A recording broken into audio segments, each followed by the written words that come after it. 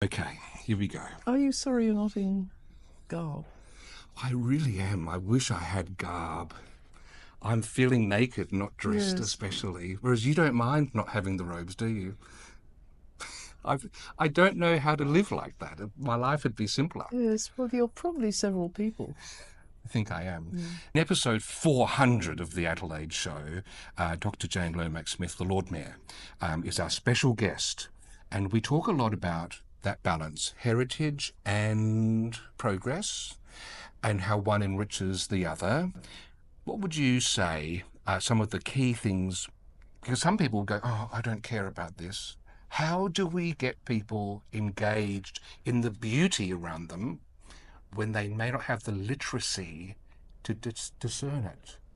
I think that seeing beauty doesn't require an explanation.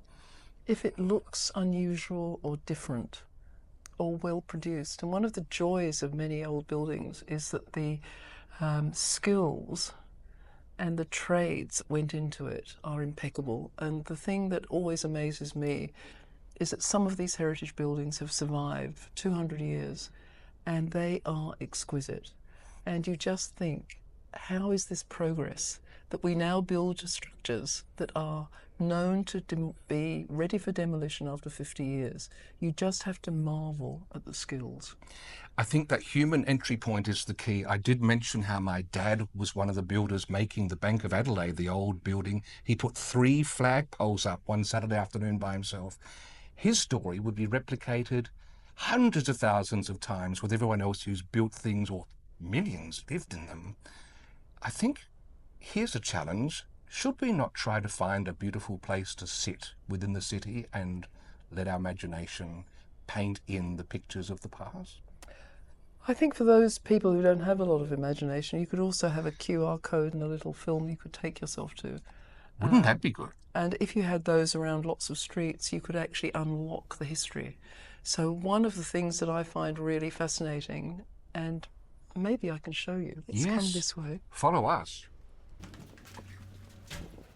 So this is the William Light Room, named for the surveyor of this city and the surveyor of much of the countryside. People often wonder why the streets are straight. Yes. And it's because the land was sold in England as acres. So in order to sell the land, they had to line up all the streets.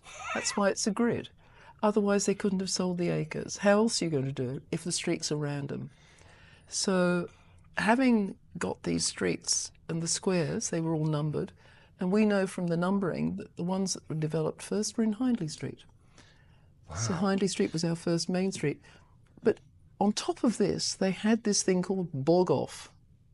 Buy one, get one free. And I'll show you another. Yes.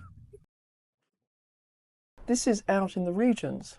And if you bought one of these big areas, you got one of those free. And that made the city develop faster. Well, what a perfect way to wrap up, to give a prelude to this episode 400, because we go even deeper into that, don't we? We do. All right. The Lord Mayor,